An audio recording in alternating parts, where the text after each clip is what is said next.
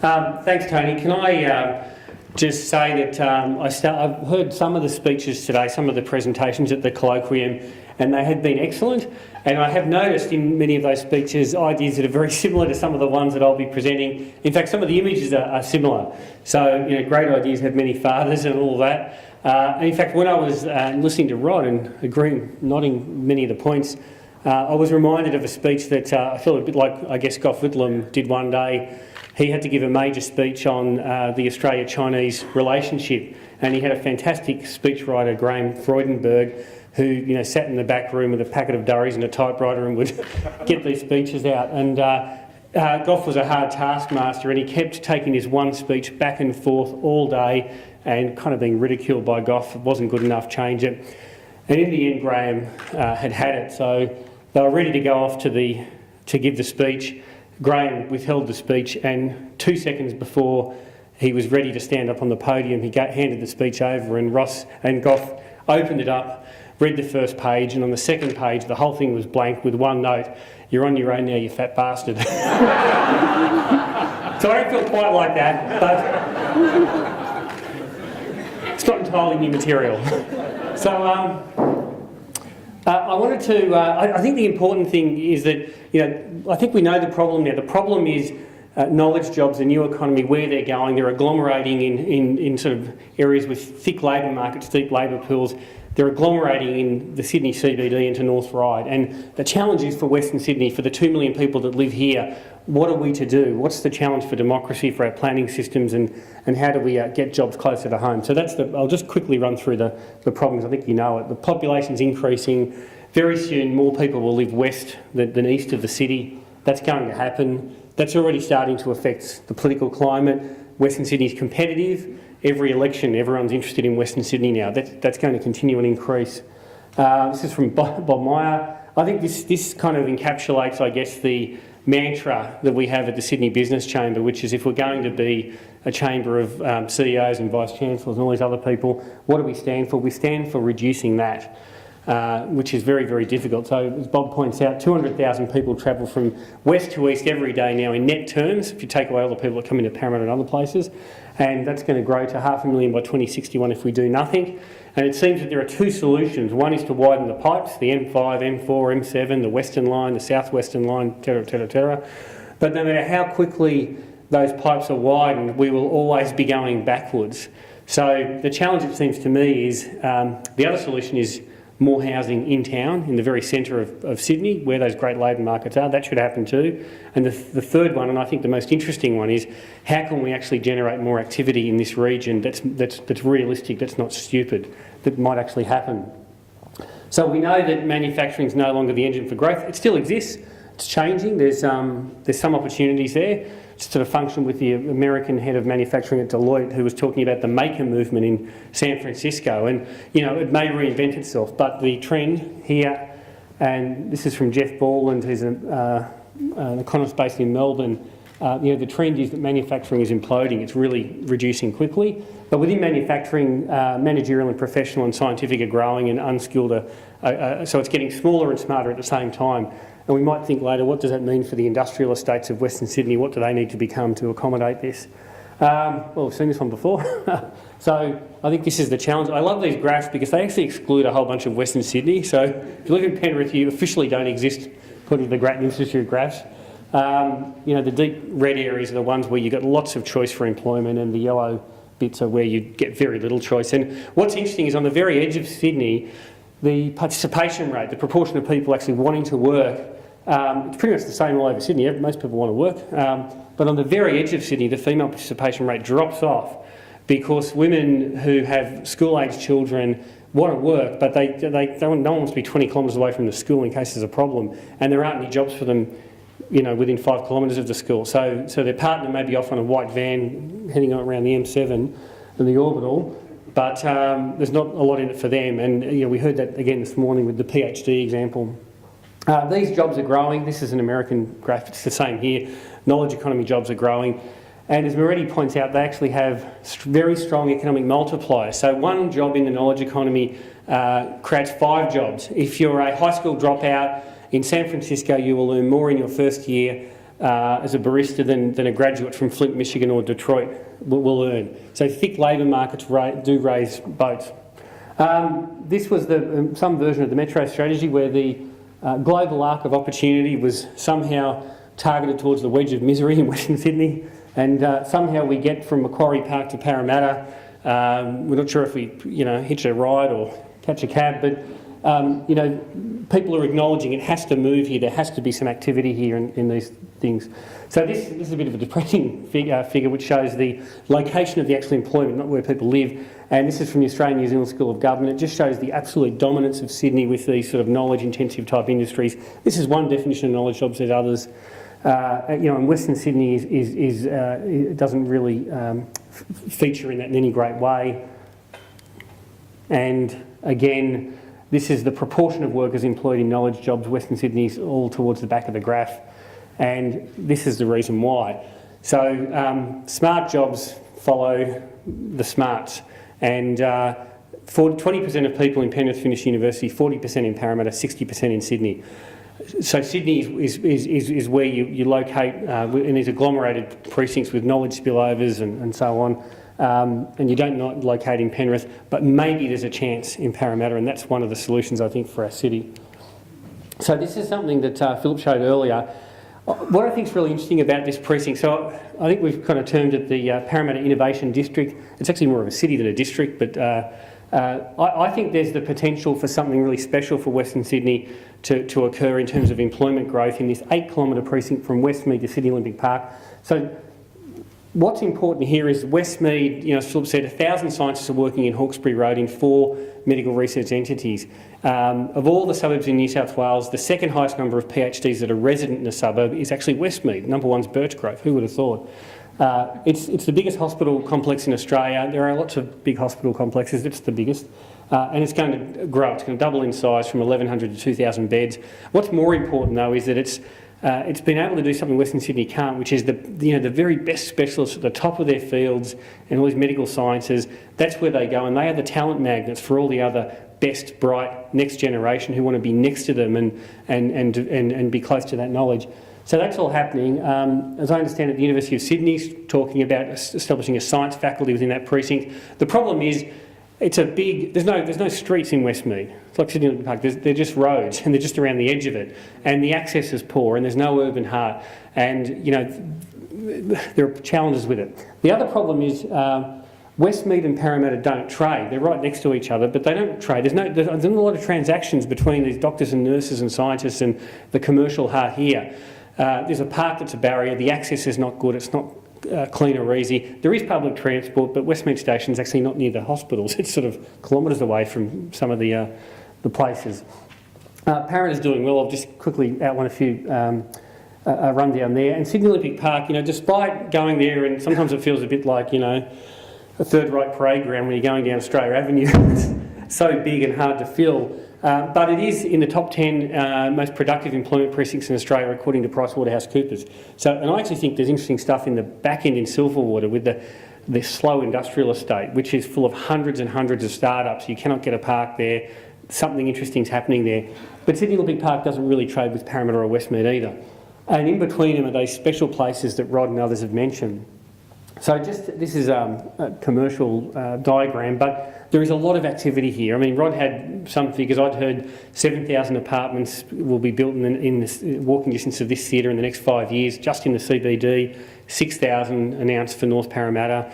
I know that James Rees Drive, they're already the Turf Club, and the old James Hardy site, they're all developing plans and proposals for high density. So, economists say high density is important because we're smarter when we're together.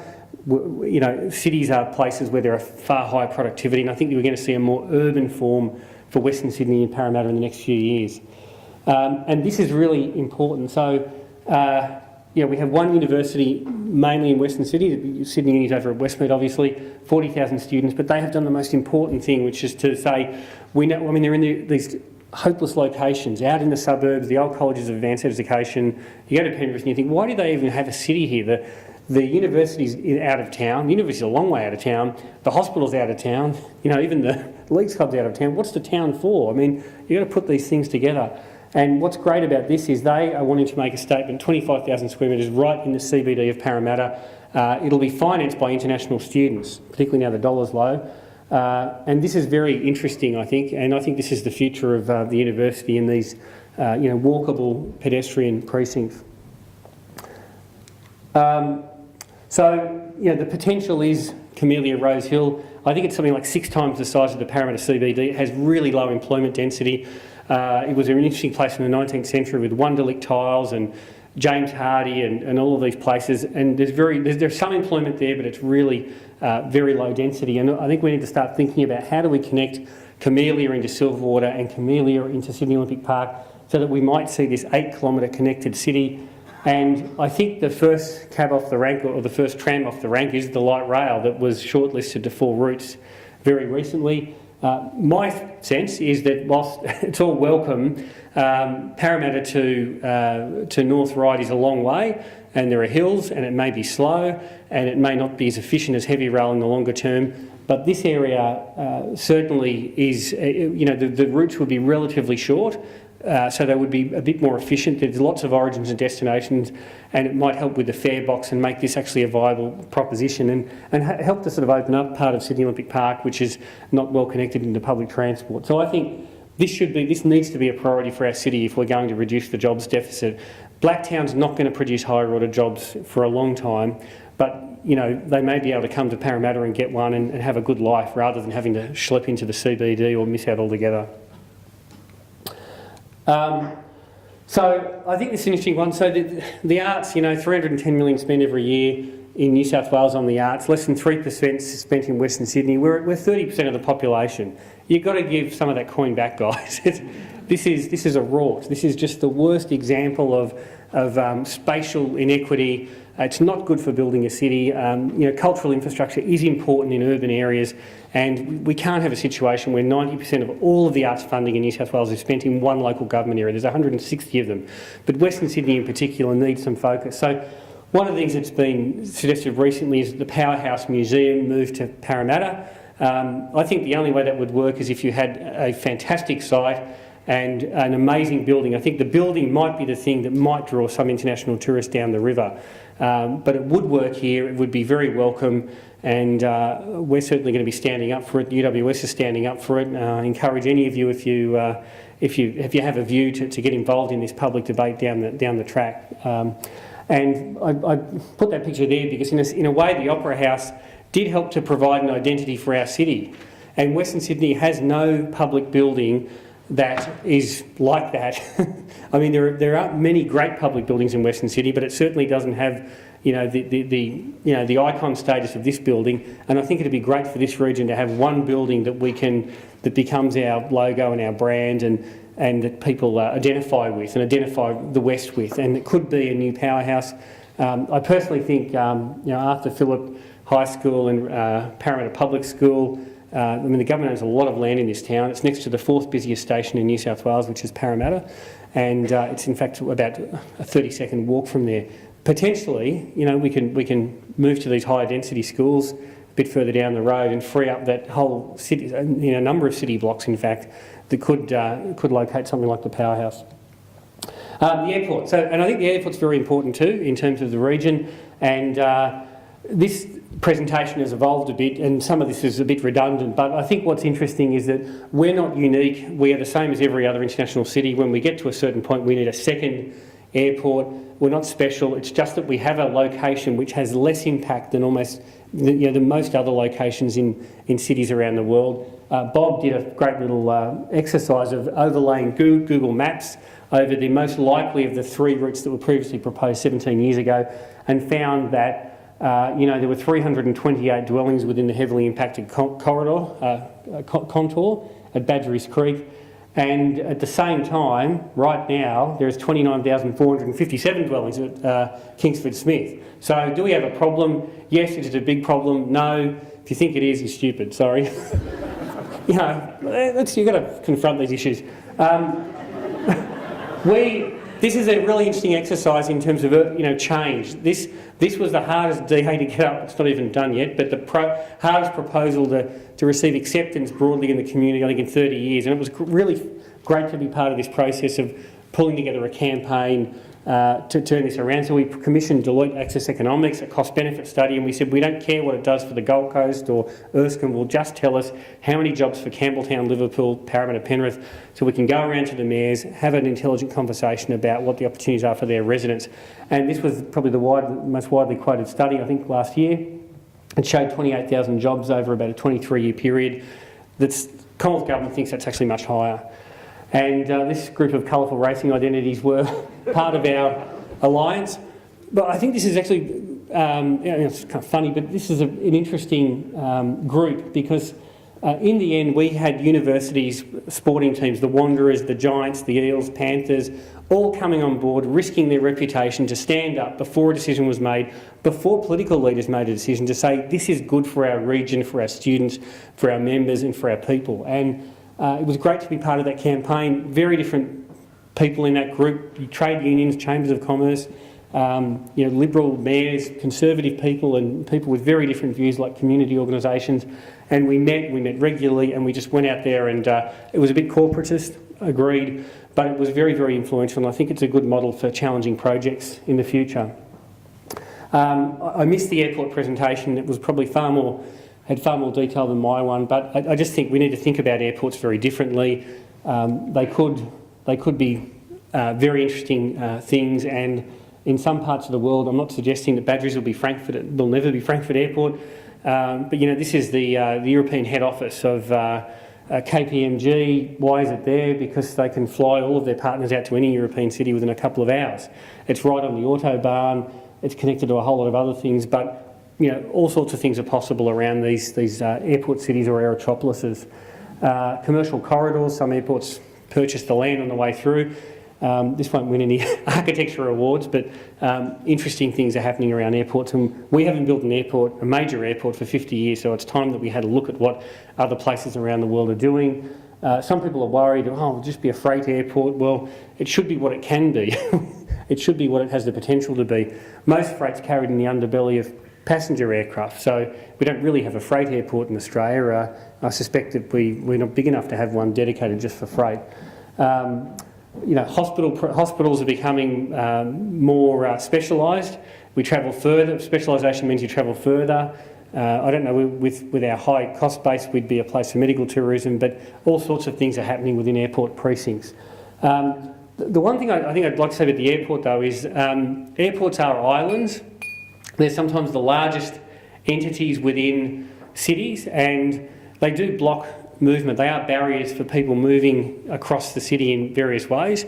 And I think we really should try and avoid the tendency to create enclaves or little worlds around these sorts of precincts. I do think one of the things that we should look at is whether or not that we need to have a sort of grand, like Colonel Light in Adelaide, a sort of grid or some sort of really accessible street network that might take 100 years to develop in the precinct around Badgerys, rather than just rely on there's an arterial road, there's a funnel off the arterial road into a business park, and then across the road there'll be another world, and none of them will actually trade or be connected. So I do think it's the time to start thinking about, master plan is probably a bad word, but to start thinking about how these industries of the future around the airport might connect and create precincts that have greater productivity and value, rather than just leaving it up to someone in the RMS to determine, when you get a little loop off the freeway or the M7 or Elizabeth Drive or whatever it is.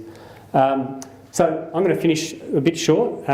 These are, I think, two very important things for Western Sydney: the airport, and secondly, this precinct between Westmead and Sydney Olympic Park. And just finally on I know this is an architects conference, so we haven't said much about design or architecture, but other than the fact that it'd be great to see one of a new cultural institution in Parramatta. I know that the University of Western Sydney is considering establishing an architecture degree. I think this would be such an important thing because there is a lot of activity, the population is doubling, a lot of the projects are generating here, and I just encourage architects. I think there's a real opportunity for architects and urban designers to actually establish a base here in Western Sydney, particularly in Parramatta. I think in the longer term, I don't know whether it's going to work, providing all of this activity from Surrey Hills, so have a think about it. There might be a first mover advantage. Thank you.